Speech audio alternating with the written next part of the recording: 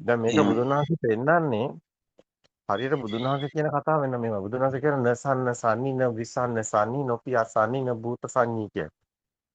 එතකොට එහෙමයි. බුදුන් වහන්සේ පෙන්නන්නේ සංඥාවකුත් තියෙනවා මහන්නේ කියලා. එතකොට බුදුන් වහන්සේ කියන්නේ නසන්න සන්නින විසන්න සන්නි නොපිය සන්නින භූත සංඤී කියලා. අර එහෙමයි. සමාධියක් නෙමෙයි කියලා කියන්නේ. අර අරූප එහෙමයි. ධානයෙත් නෙමෙයි. අරූපයක් දැනනවා රෙන. ඒ අරූපේ සමාධියක් වහන්සේ නෙමෙයි කියන්නේ. එතකොට මේ නසන්න නසඤ්ඤා කියන නොදැනෙන ස්වභාවයේ තියෙන සමාධියක් නෙමෙයි මේ කියන්නේ කියලා බුදුන් වහන්සේම කියනවා. එහෙමයි. ඒ සංඥාව නොදැනෙන ස්වභාවයේ තියෙන සමාධිය ගැන කතා කරලා වැඩක් නැහැ. මොකද මේ එහෙම එකක් නෙමෙයි කියන්නේ කියලා බුදුන් වහන්සේ කියනවා. ඒතර බුදුන් වහන්සේම පෙන්නනවා. ඒතර මේ අර ගැඹුරු නින්දට ගියා කියන ස්වභාවයක් නෙමෙයි කියලා. ඒතරත් නොදැනෙන ස්වභාවයක් තියෙන එකක් නෙමෙයි කියනවා. එහෙමයි. ඊට පස්සේ බුදුන් වහන්සේ කියනවා මේක අර හුස්ම ටික ගියාට පස්සේ එතන ඉවරයි. එහෙම ස්වභාවයකුත් නෙමෙයි කියනවා. අර නිර්වින්දන පෙති ගහලා වගේ, කුඩු ගහලා වගේ, එහෙම නැත්නම් අර අයිස් ගහලා වගේ ඒක අර නිර්වින්දන පෙති වලට උපමා කරන්න පුළුවන්. අනත් ඒකත් එකයි දැන් නූතනයේ තියෙන ඩ්‍රග්ස් එකයි.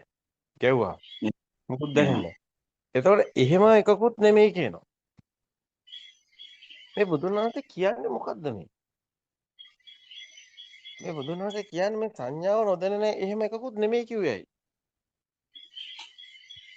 මේ යන්හි තත්ත අතර විපස්සති කියනකොට දැන් අපේ නිරෝධ සමාපatti සූත්‍ර හම්බ වෙනවා.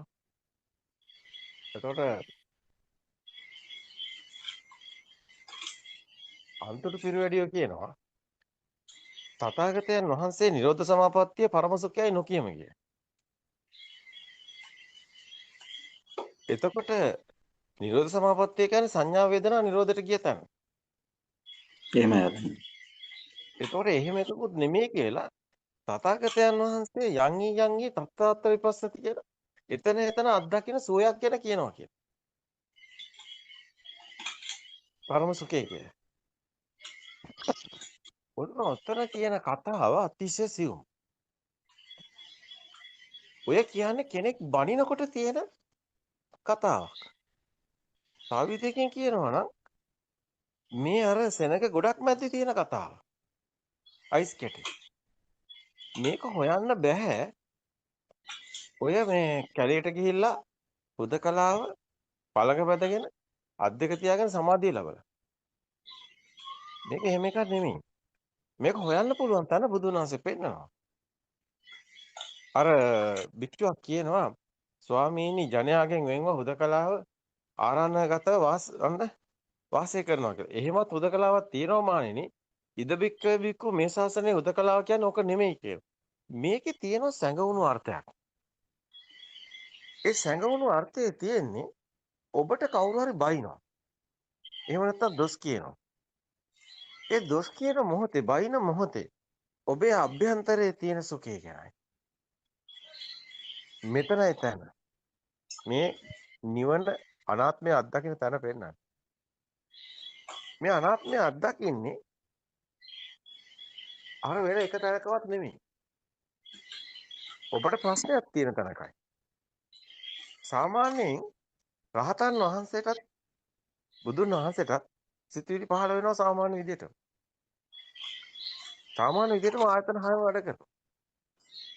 ඇසට පේනවා, කනට ඇහෙනවා, සිතට සිතුවිලි පහළ වෙනවා, කයට දැනෙනවා, නාසයට සුවඳ දැනෙනවා, දිවට රස දැනෙනවා. හැබැයි දැන් මේ කතාව ඇතුලේ තියෙනවා දැන් රහතන් වහන්සේගේ ස්වභාවය එවනත බුදුන් වහන්සේගේ ස්වභාවය. අර සුච්ච පෝටල කියලා ජේතවනාරාමේ පෝටල භික්ෂුව එළවනකොට ඇය එතන ආත්මයක් තිබ්බා. මෙන්න මෙතනයි කතාව. මේකයි සංගුණ තැන. උත්තරීතර හුදකලාව කිව්වේ අභ්‍යන්තර ඉන්සයිඩ් සයිලන්ස්. අභ්‍යන්තර හුදකලාව. මේක කොතනද තියෙන්නේ? අර තුච්ච පෝටල කියලා ජේතවනාරාමෙන් එළවන තැන අභ්‍යන්තර හුදකලාවක් තියෙනවා කියන එක. ඒ කියන්නේ එතන ආත්මයක් නැහැ කියන එක. ඒ කියන්නේ බුදුන් වහන්සේ තුච්ච පොටල කියලා ජේතවනාරාමයෙන් එළවන හත් වතාවක් මේ කියනවනේ. මේ සූත්‍රේ සම්පූර්ණයෙන්ම ජේතවනාරාම එළියට බහිනවනේ. ඒ බස්සනවනේ. ගෝලියෝ පිරිවරාගෙන මහා සිවුරක් දාගෙන මහා තෙරක් වගේ ජේතවනාරාම ඉස්සරහින්ම ආවිලා වාඩි වෙලා ඉන්නවා පොටල භික්ෂුව. දැන් මේ ඔක්කොම මම දන්නවා කියලා නේ රාජකීය පඬිත පට්ටම් ගහලා අභිධර්මාචාර්ය කියලා රාජකීය පඬිත පට්ටම් ගහලා අභිධර්මාචාර්ය ත්‍රිපිටකාචාර්ය පට්ටම් ගහලා තමයි උඩින් වාඩි වෙලා ඉන්නේ. ඒ කාලේ හැටියට බුදු සමයේ හැටියට දැන් කියන විදිහට ඕක තමයි පට්ටම් ටික. දැන් ඉස්සරහින්ම ඉන්න වාඩිලා මම තමයි තෙර වගේ. දැන් බුදුන් වහන්සේ මොකද කියන්නේ? තුච්චයි. බහැපිය එළියට කියලා. ඔය පට්ටම් වැඩක් නැහැ. ඔය මාන්නක්කාර උද්දච්චකම් වැඩක් නැහැ. බහැපිය මෙතනින් එළියට කියලානේ කියන්නේ. ජේතවනාරාමයෙන් එළවනවා. තුච්ච බෝඩිල කියලා එළවන්නේ. ගෝලයෝ එතකොට. ගෝලයෝ ඉන්නවා දැන් 100,000 දැන් 100 ගණන් ඉන්නවා ගෝලයෝ. දැන් මේ කවුද මේ? මහා තෙරක් වගේ ඉන්නවා ලොක්කා වගේ. දැනුත් ඉන්නවනේ. නේද? ඔය එක එක නම් දාගෙන ඉන්නේ.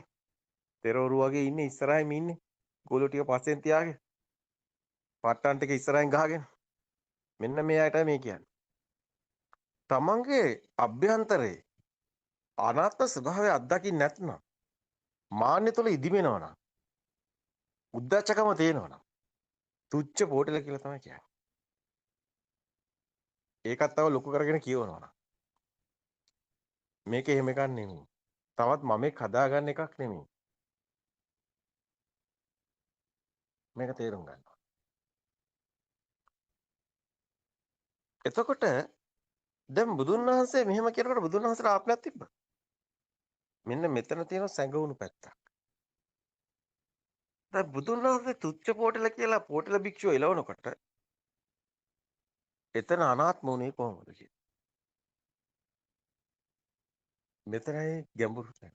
සියුම් තැන. අපි අපේ කතාව හරියටම දැනගන්න නම් අපිට එනවා එක එක විදිය දේවල්. හැබැයි එතකොට අපි ඒකට ප්‍රතිචාර දක්වනවා.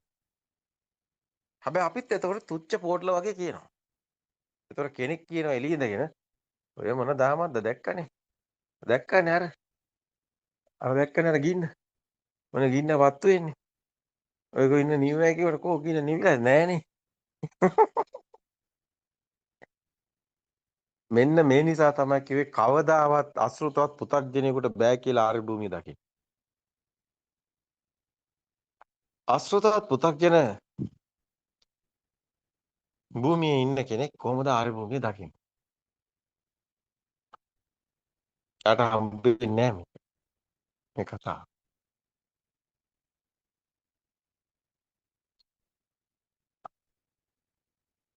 ඔය කොයිතරම් සියුම් තැනකද මේක තියෙන්නේ. දැන් පුළුවන් ද පුතග්ජන මිනිස්සෙකුට ආර්ය භූමිය හොයාගන්න. දැන් පුතග්ජනයා කොහොමද ආර්ය භූමිය හොයන්නේ? දිම් බලාගෙන යන කාත් එක්කවත් කතා කරන්නේ නැති මූණක් බලන්නේ නැති මෙන්න මෙහෙම කෙනෙක් හිතනවා ආර්ය භූමිය. එහෙම හිටියා නිගණ්ඨව. නිගණ්ඨව හෙළුණුත් හිටියා. නිගණ්ඨව එහෙමත් හිටියා.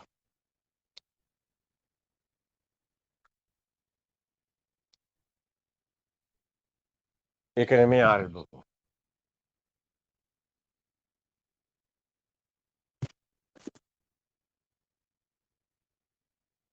අරියානන් දස්සාවි අරිය ධම්මිස් කෝවිදෝ අරිය ධම්මෝ විනය කියන තැන තියෙන්නේ සක්කාය දිට්ඨි ප්‍රහීන තැන තියෙන්නේ ශුඤ්ඤතෝ ලෝකෝ කියන තැන තියෙන්නේ එහෙනම් මේ මෙතන කෙනෙක් ඉන්න බෑ.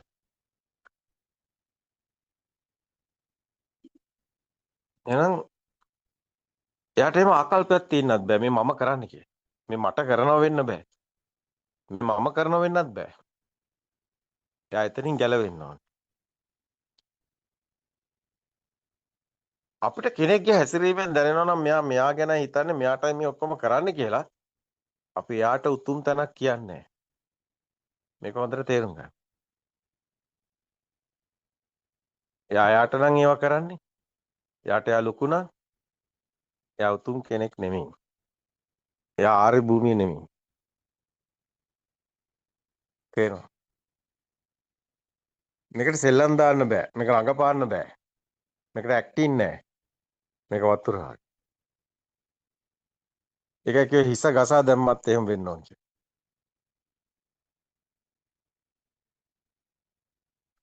අපිට දෙයක් කළා වෙන්න බෑ. අපි එහෙම කරනවා නම් අපිට මේක කියන අයිතියක් නෑ. ඒක තේරුම් ගන්න. එහෙනම් ඔබ ආර්ය භූමියද නැද්ද කියන එක තීරණය වෙන්නේ ඔතනින්. ඒකට ඔබ එක රංගපෑමක්වත් වැඩක් වෙන්නේ නැහැ. අර සමාධි මේ සමාධි කතන්දර වැඩක් වෙන්නේ නැහැ. ඔබ එන්න ඕනි. යන්හි තත්තාත්‍ර විපස්සක කියනකොට ඒ හැම අරමුණකම ඔබට යමක් කරන්න බෑ. මේක හරි සරල. එහෙම කෙනෙකුට හිටියත් එකයි මලත් එකයි. එයා යාට දෙයක් කරන්න නැති නිසා යාට අනාගත කතා නැති නිසා. මේ මොහොත මේ සිතත් එයාට ඇත්ත වෙන්නේ නැති නිසා. මේක රඟපාන්න බෑ. දැන් බලන්න එතන ඉන්නවද කියලා කවුරු හරි. එච්චරයි. එතන කෙනෙක් පුජ්‍යලෙක් ඉන්නත් බෑ.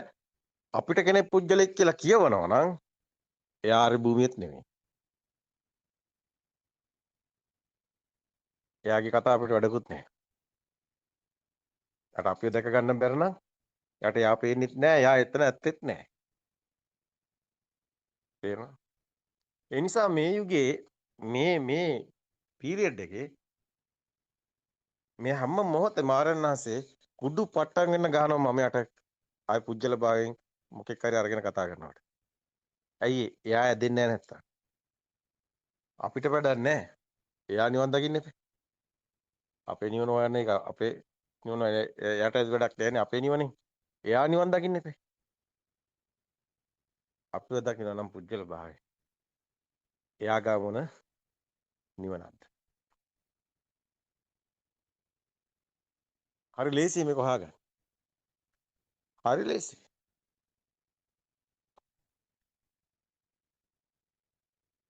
මොකද කියන්නේ මෙතන ඉන්නව නේද? නේ? දේශනා අහන් ඉන්නවනේ. මහාචාර්යතුමාට මොකද හිතෙන්නේ?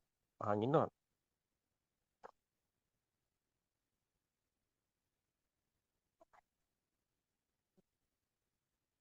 අහන් ඉන්නවද මෙතන තව? නේ? මේක දැනෙන්නේ නැහැ ඇතිනේ. ප්‍රසන්න මහත්තයාට මොකද හිතෙන්නේ? හ්ම්?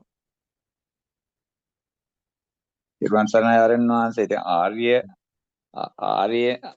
ආර්ය භූමියේ නොදන්නම කට්ටිය තමයි ආර්ය භවන ටිකක්වත් එන්නේ නැතු ප්‍රත්‍යක්ෂන උන්මත්තක භූමියේ ඉන්න කට්ටියට එහෙම කියවෙනවා නම් කියවෙන්නේ ආර්ය භූමියේ ටිකක්වත් ආර්යයන්න් දස්සනං කියන්නේ ආරයන් වහන්සේ ඇත්තට ආර්ය භූමියේ පොඩ්ඩක් හරි ස්පර්ශ වෙනවනම් චුට්ට හරි එතන ওই වැටකඩු ඔක්කොම වල සත්‍ය දකින්න ආරයන් වහන්සේ. ඉතින් ඕකේ අඩුව තමයි මේ හොදෙනකොට තියෙන්නේ අද. එහෙමයි ආරයන් වහන්සේ තෙරුවන් සරණයි. කියන්නේ ඇත්තටම මේ වටෙන් අර සම්මුතිය තුල අර පොත්වල තියෙන ඒවාන් තමයි දැන් හොයන්නේ. ආර්ය භූමිය. සමාධි වලින් හොයන්නේ. හොයන කෙහෙල්ම. යන් තතතර විපස්සති කියන සමාධිය කවදාත් එහෙම හම්බ වෙන්නේ නැහැ. දහවල යම්සේද රාත්‍රියත් එසේ කියන්නේ මෙතන ආත්මයක් නැති නිසායි. කෙනෙක් පුජ්‍යලෙක් නැති නිසායි. වෙන එකට නෙමෙයි. ඒක කෙනෙක් පුජ්‍යලෙක් ඉන්න බෑ. එන ඒ ක්‍රියාකලාපය තුල ඒක වෙන්න බෑ. බලන්න එච්චරයි.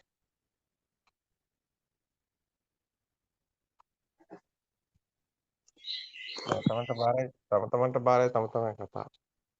මේක රඟපාන්න බෑ. මේක ගොතන්න බෑ. මේක හදන්න බෑ. මේක මවන්න බෑ. මේක ලෝක ධර්මතාවය. තේරුම් සරණ ආරණාංශ ඔබ වහන්සේ දේශනා කරපු ඒ විදිහටම තමයි ඇත්තටම ඒ සිද්ධ වෙන්නේ. ඒ කියන්නේ මේ දහලයන්තේ රාත්‍රියත් එසේමයි කියලා කියන්නේ මං කියන්නේ කාගෙන්වත් අහගත්ත දෙයක්වත් ඒ කියන්නේ වෙන දෙයක් නෙමෙයි. මට දැනන දෙයක් මං කිව්වේ. සංජීව ගැන මම හොඳට දන්නවා. සංජි තමන් ගැන හිතන කෙනෙක්. සංජිට ඔක් කියන අයිතියක් නැහැ. ඕන අපි උදාහරණ කියත හැකි 100 ගානක්. ඒක නිසා සංජි ෆෝන් එක පොඩ්ඩක් මියුට් කරගත්තත් කවන්නේ නැහැ. මොකද මම සංජි හොඳට දන්නවා. සංජි එතන නැහැ. ඔයා ගැන හිතන කෙනෙක්. ආයි කතා කරන්න එපා ඔය ගැන. ආයි අපි ඉස්සර දවසක අත්දැකීම් තිබ්බොත් කතා කරමු. තේරෙනවද? එහෙම ආරණ්‍ය තේරුවන් ඔව්. සරණයි. ඒකයි කිව්වේ. හ්ම්.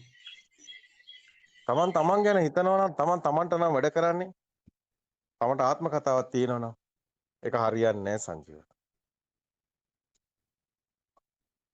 අපි මේ යුගයේ පුජ්‍යල භාවකින් තොරව වර්ග කිරීමකින් තොරව අර උස් පහත් ભેදකින් තොරව හැම කෙනාටම එකම විදියටයි කියන්නේ.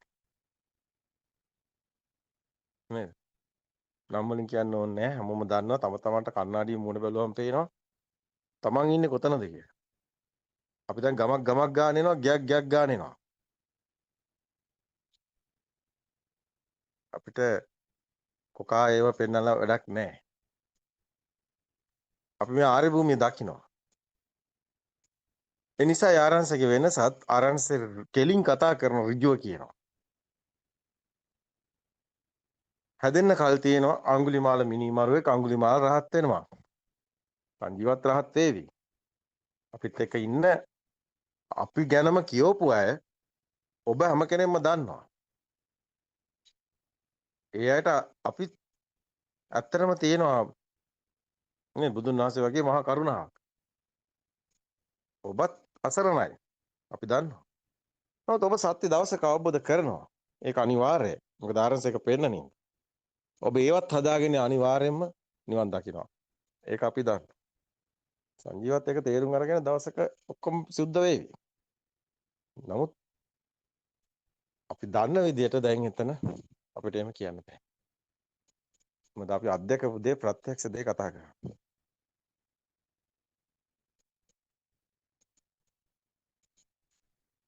ඉතින් එක එක තැන්වල අපි යනකොට අපි එක එක දේවල් අත්දකිනකොට ඒ අයගේ ස්වභාව අපිට පේනවා. ඒ අය කියවන දේවල් නෙවෙයි යාළුවා බන කියනවනේ. ඒ අය බන කියනවා. නමුත් බන කියන එකෙන් නෙමෙයි යාළුවගේ හැසිරීමෙන් පේන කතාවක් තියෙන්නේ. දැන් අපි ඔබ දැක්කා මං හිතන්නේ Zoom එකෙත් මේක ගියා. මතුගම ආරාණ්‍යට. ඒ යන වෙලාවේ ඔබ දැක්කද ආරංශයේ වාහනේ ඇතුළට ගත්තේ නැහැ කියලා. ඇයි ගත්තේ නැත්තේ? කොන්දක් තියෙනවා නම් ඔබ ඒ ධර්මයට ගෞරවයක් තියෙනවා නම් අර බලන්න අර දාලා තියෙන කොඩියල හැටි පාලම් කොඩියක් දාලා තිබ්බා. ඒක ඇම්බරිලා කැරකිලා නන්නත්තා. ඒකක් ගාවින් අපින්න මොන ගෞරවයක් දීලා. තව එකක් දාලා තිබ්බා. ඒක යන්නේ කොයිද මල්ලේ පොල්. මොන ධර්ම ගෞරවයක්වත් එතන තිබුණේ නැහැ. අපි එනකම් බලන් ඉන්නවත් එපා එහෙම. අපි එන්නේ නැහැ. එතනට ගියාට පස්සේ අර ගාලේ ජයතිස්සට කිව්වා වගේ තමයි. කෙලින්ම කිව්වා මෙතන බණ කියන්නේ නැහැ කියලා. ඒ කවුරු කියන ඒවා අහලා නෙමෙයි. කවුරු හරි කියන ඒවා අහලා කියලා හිතනවා නම් ඒත් එයාගේ ඒ පෘථග්ජන මානසිකත්වයක්. අපි කවුරු කියන ඒවා අහලා නෙමෙයි කිව්වේ. අපිට කවුරු මුකුත් කිව්වේ නැහැ. නමුත් එතන සුදුසු නැහැ. ඒ කොහොමද සුදුසු නැහැ කියන්නේ? අපිට දැනනවා. සතෙකුට උනත් දැනෙන දේවල් තියෙනවා. මනුස්සයෙක් ඊට දෙයක් දැනෙන්නේ නැහැ. බුදුන් වහන්සේ කියනවා මහෝපදේශනා සූත්‍රවල දේශනා කරන්නේ කොහොමද නොකරන්නේ ඇයිද කියන එක. බුදුන් වහන්සේ සියල්ල දේශනා කළා තියෙනවා. මෙවැනි තැන්වල බණ කියන්න එපා කියලා. ධර්ම ගෞරවයක් නැත්තම් ධර්ම දේශනා කරන කෙනාට අපහාස කරනවා නම් එතන බණ කියන්නත් එපා කියලා.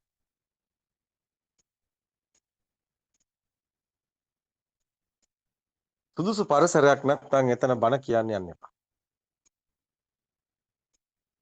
සියල්ල සුදුසු නම් කමක් නැහැ ධර්ම දේශනා කරා. බුදුන් වහන්සේ මේක කියනවා මහෝපදේශනා සූත්‍රය. ඔබ නුසුදුසු තැන්වල බණ කියන්න එපා. ඔබ ඉස්සරහා ඉන්න කෙනා ඒ ගෞරවය දෙන්නේ නැත්නම් ධර්ම ගෞරවය දෙන්නේ නැත්නම් ඔබ හිතනවාද ඔබ කියන දේ සංවේදනය වෙයි කියලා? නෑ. ඔබ කොච්චර උදේ ඉඳන් හවස වෙනකන් කිව්වා. එයා එක ගන්නෙ නෑ. එයා දෘෂ්ටිගතයි. එහෙනම් ඉස්සලා ගහන්න ඕනි දෘෂ්ටියට. අර පොට්ටපාදට කිව්වා. එහෙනම් එයා දෘෂ්ටියෙන් ගන්න ඕනි සම්මාදිට්ඨිය. ඊට පස්සේ පුළුවන් ඊටු ටික. දැන් අපි ඇත්තටම ධර්ම දේශනා කරනකොටත් ඔබ දකින්න ඇති. බොහෝ වෙලාවට ඉස්සෙල්ලාම ඔබ ධර්ම දේශනා කරන්නේ ඇත්තටම කිව්වොත් එම් පරිසරය හදන්න. ඒ අයගේ මානසිකත්වයේ ගොඩනගන්න. පළවෙනි එක තමයි නිවන් දකින්න බෑ කියන එක. නිවන් දකින්න බෑ කියන මානසිකත්වයෙන් ඉන්නවනම් ඉස්සෙල්ලාම ඒක වෙනස් කරන්න ඕනේ. මේ ආත්මේ නිවන් දකින්න බෑ කියන එක. අනිත් එක තමයි මේ ආත්මේ රහත් වෙන්නේ නැහැ කියන එක. තමන්ගේ හිතේ තියෙනවනේ මම කවුරු රහත් නොවුනත් මම රහත් වෙනවා. කවුරු නිවන් දැක්කේ නැතත් මම නිවන් දකිනවා. ඉස්සෙල්ලා අන්න එතනට එන්න ඕනේ. ඒ පරිසරය ඉස්සෙල්ලා හදන්න ඕනේ. දැන් අපි හැමතැනම මේක කරන්නේ. එක තැනක නෙමෙයි. හැමෝගෙම ඇහුවා මේ ආත්මේ නිවන් දකින්න බැරි අය බෑ කියලා හිතන අත උස්සන්නේ. ඉස්සෙල්ලාම ගන්නේ අලුතෙන් බණ අහන. ඒගොල්ලෝ ඉස්සරහට ගන්න. ඊට පස්සේ ඒගොල්ලන්ගෙන් තමයි ප්‍රශ්න අහන්නේ. අන්න යාළ අත උස්සනකොට පොඩ්ඩක් පැහැදිලි කරනකොට අන්න යාළගේ මනස හැදෙනවා මේ ආත්මේ නිවන් දකින්න පුළුවන්. අන්න මේ ආත්මේ rahat වෙන බවට අන්න හිත පරිවර්තන වෙනවා. අපිට මේ ගයක් ගමින් ගමට ගෙයින් ගෙට වැඩසටහනේදී ගයක් ගානේ යනකොට අපේ අය කියන කතාවක් තියෙනවා. ආරණ්‍යහස මේගොල්ලෝ මේ ආත්මේ නිවන් දකින්න බෑ කියලා ගොඩක් අය හිතන් ඉන්නේ. කවුද ඒක හැදුවේ? කවුද ගොම්බන කිව්වේ? කවුද සිවුරු දාගෙන ගොම්බන කියන්නේ? ඒවා ගැලපෙන්නේ නැහැ. එහෙනම් මොකටද සිවුරු දාන්නේ? මේ ආත්මේ නිවන් දකින්න බැරි නම් මෛත්‍රී බුදුන් වහන්සේ ඉපදුනාට පස්සේ ඒ කාලේ ගිහින් නිවන් දකින්න ඒ කාලේ පැවිදි වෙන්නේ. දැන් මොකෝ පැවිදුනේ? කාලා බීලා ජොලි ඉන්න. සබ්බ දුක්ඛ නිසා නිබ්බාන සත්‍ය කරණත්තා ඉමං කාසාවත් ගහෙත්වා කියලා කසාවත දරන්නේ ඇයි? සබ්බ දුක්ඛ නිසා. නිබ්බාන සත්‍ය කරණත්තා වෙන දෙයකට නෙමෙයි. එහෙනම් බොරු කියන්න එපා අපේ හාමුදුරනේ කිව්වේ ඒකයි. මේ ආත්මේ නිවන් දකින්නයි සිවුරු දැරුවේ. ආය මේ ආත්මේ නෙමෙයි පතනා බෝධියෙන් නිවන් දකින්නත් නෙමෙයි මෛත්‍රී බුදුන් දකින්න නිවන් දකින්නත් නෙමෙයි මේ මොහොතේ නිවන් දකින්නයි. අකාලික දහමේ බුදු කෙනෙක් දේශනා කරන්නේ.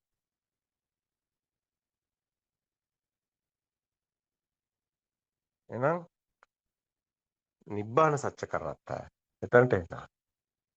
ඉමං කාසාවත් ගහෙත්තා. අන්න කසාවත දැරුවේ ඒකට. අනුකම්පාව පාදා. මට අනුකම්පා කරන්න ස්වාමීනි. සබ්බ දුක්ඛ නිසාන සියලු දුකෙන් මිදීම සඳහා නිබ්බාන සත්‍ය කරණත්ත නිවන් දැකීම සඳහා හිමං කාසාවත් ගහෙත්වා මට කසාවත දෙන්න ස්වාමීනි. අනුකම්පාව පාදා. මට අනුකම්පා කරන්න ස්වාමීනි. නැත්තන්ට එනවා. එනවා සිවුරු දරන් ඉන්නේ කවුරුවත් මේ ආත්ම නිවන් දකින්න බෑ කියලා නෙමෙයි පුළුවන් කියලයි. ඒ සූත්‍රේ කියනවනේ සිවුරු දානකොටම. ඒ සූත්‍රය කියලා සිවුරු දාලා මේ ආත්ම නිවන් දකින්න බෑ කියන එක කවුද? නේද?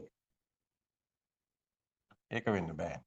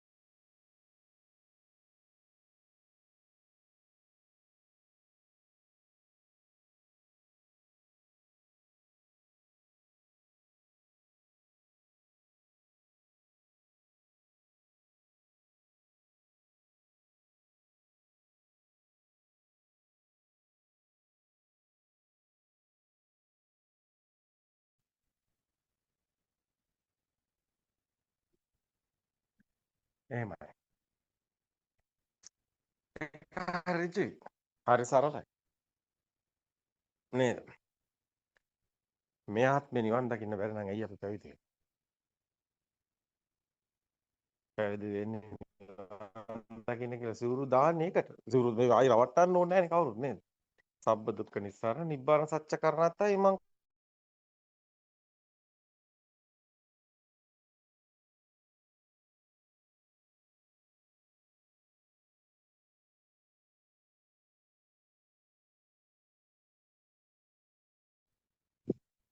සබ්බ දුක්ඛ නිස්සාරණ නිබ්බාන සත්‍ය කරණත්තයි.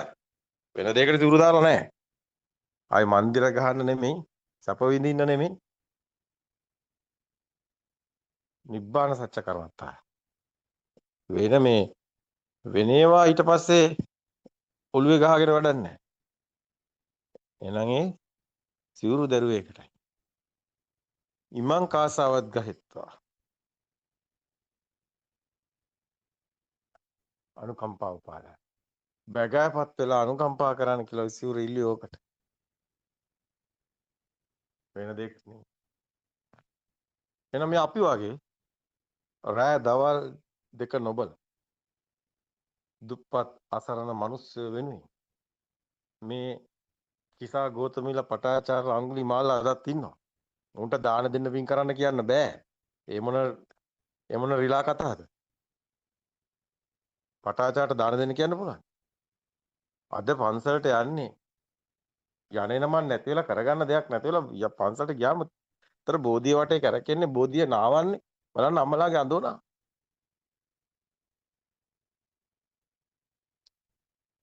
අදත් ඉන්නවා කිසා ගෝත. ඔය එදා වගේම තමයි අදත් දරුවෝ නැති වෙනවා අම්මලාට දරා ගන්න බෑ අම්මලා මේ දුක නැති කරගන්න යන්නේ.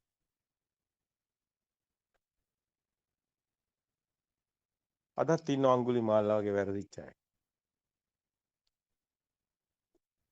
ඒගොල්ලන්ට දාන දෙන්න පින් කරන්න කියන්න බෑ. පටලව ගන්න එපා අපේ ආමුදුනේ. මේක ඍජුයි. මේකේ ආයි 아무තු කතා නැහැ අපි ඍජුව කියන්නේ. නිබ්බාන සත්‍ය කරණත් අය ඔබත් නිවන් දැකලා අනිත් අයට නිවන් දකින්න මඟ පෙන්වන්න ඕනේ. එහෙනම් අපි පාන්දර 5 ඉඳන් මේ රෑ එනකම් මේ වගේ මෙහෙම ඔබ කරන්න ඕනේ. ඔබ කැප වෙන්න ඕනේ. බුද්ධ පුත්‍රයෙක් වෙන්න ඕනේ. එහෙනම් මේ නිවන් මඟ කියලා දෙන්න. ඔබ යනවා දාන ගෙදරට. තුන් මාසේ දානටත් යනවා. මල ගෙදරට යනවා. අද අපි පන්සලේ ආමුදුරුවෝ ගෙන්නනවා. ආමුදුරුවෝත් කියනවා අපිට නේද? වැඩ වැඩිනේ. වැඩ තිබ්බට කමක් නැහැ අපේ ආමුදුරනේ. ඔය යන්නේ බණ කියන්නනේ කොය ගියත්. දැන් අපිත් එනවා වැඩ වැඩි. අපිත් බණ කියන එක තමයි කරන්නේ. එහෙනම් ඔය දානෙට, පිරිතට හැම එකටම ඔබ කියන්නේ නිවන් දකින්න හැටි. ඕ පිරිත් කියන්නේ ගියත් ඔය හැම සූත්‍රෙම නිවන් මාර්ග තියෙන.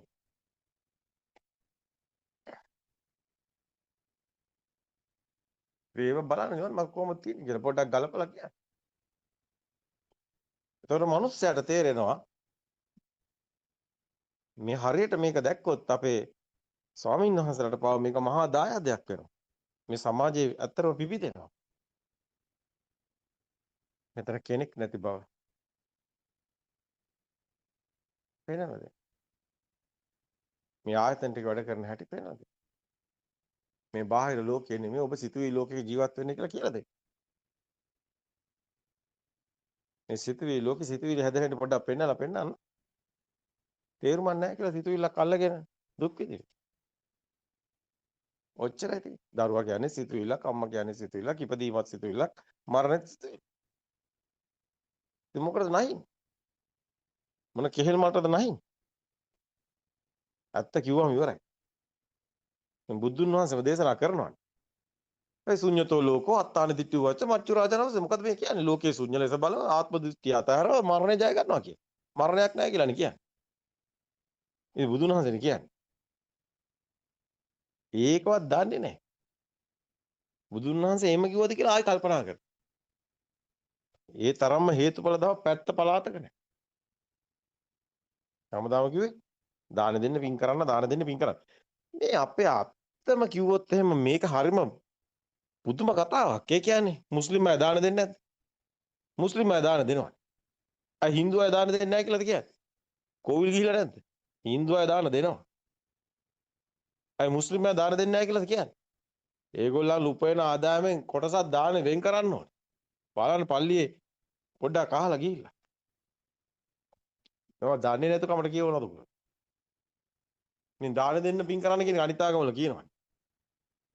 ඕකද බුදුදහම? ඕකද බෞද්ධයෝ?